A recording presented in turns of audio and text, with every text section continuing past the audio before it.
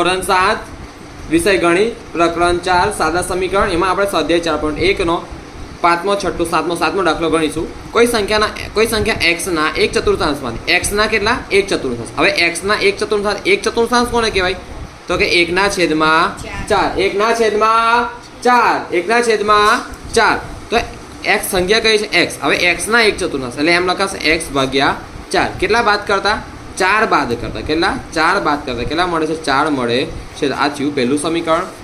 y ના 6 ગણામાંથી 6 બાદ કરતા 60 મળે છે। y ના કેટલામાંથી 6 ગણા। જો y ના 6 ગણા કેમ ના લખાય y ના 6 ગણા કોના 6 ગણા y ના 6 ગણા તો 6y છે ને આવું લખાય અને 6 ગુણ્યા y તો y ના 6 ગણ્યા થયા। તો આમાંથી 6 બાદ કરવાના કેટલા બાદ કરવાના 6 હા કેટલા બાદ કરવાના 6 બાદ કરતા શામાંથી y ના 6 ગણામાંથી 6 બાદ કરતા मतलब 6y આમાંથી 6 બાદ કરવાનું કેટલા મળે છે પરિણામ કેટલું મળે 60 મળે છે બરાબર પરિણામ 60 મળે છે એટલે છેલ્લે શું આવે 6y માંથી 6 બાદ કરતા પરિણામ કેટલું મળ્યું 60 મળ્યું છે બરાબર ને y ના 6 ગણા એટલે 6 ગુણ્યા y એમાંથી પાછું 6 બાદ કરવાનું તો પરિણામ કેટલું મળે 60 મળે છે। જો તમે ઝેડના ત્રીજા ભાગમાં ઝેડના કયા ભાગમાં ત્રીજા ભાગ એટલે ઝેડ ભાગ્યા 3 અથવા ઝેડ છેદમાં 3 કેટલા ઉમેરો 3 ઉમેરો કેટલા ઉમેરો 3 ઉમેરો તો તમને કેટલા મળે છે 30 મળે છે। જો ને સાદી રીતે લખવાનું પહેલાં ઝેડનો એમ જવાબ તો આવી ગયો આટલું લખશો તો કોઈ ખોટું નથી પણ તમને સમજાવું છે આ ઝેડનો ત્રીજો ભાગ કોનો ભાગ ઝેડનો ત્રીજો ભાગ તો કેમનું લખાય ઝેડનો ત્રીજો એટલે ઝેડ છેદમાં 3 હવે એમાં 3 ઉમેરવાના તો 30 મળે પરિણામ કેટલું મળે 30 મળે છે બરાબર। હવે આપણે આ 5મા દાખલામાં સમીકરણ વિધાન સ્વરૂપે લખો તે દર્શાવવાનું છે તે લખવાનું છે p + 4 = 15 માટે અનુસ્કીને લખાય p માં કોઈ સંખ્યા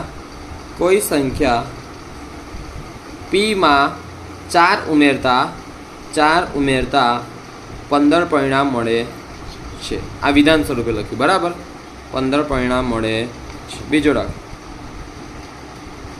m - 7 = 3 કોઈ સંખ્યા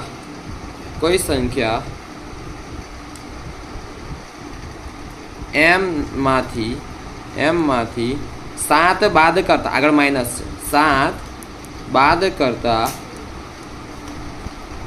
3 પરિણામ મળે છે।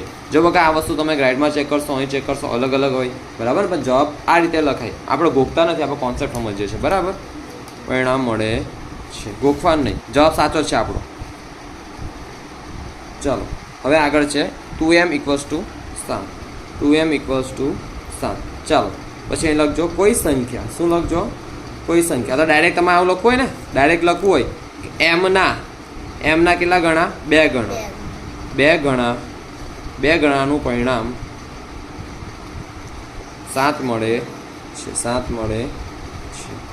પછી ચોથો દાખલો જો હવે દેખજો એમના 5મા ભાગનું પરિણામ કેટલા ભાગ એમનો 5મો ભાગ 5મા ભાગનું પરિણામ કેટલું મળે છે ભાગનું પરિણામ 3 મળે છે। સમજ પડી બહુ હેલું છે ખાલી કોન્સેપ્ટ સમજજો તો ઇઝી પડશે એવું નહીં કે તમારે આ પરીક્ષામાં લખવાનું બરાબર કોન્સેપ્ટ પ્રમાણે લખજો। એમના 3 ગણા કેટલા ગણા 3 ગણા નો કેટલો ભાગ 5મો ભાગ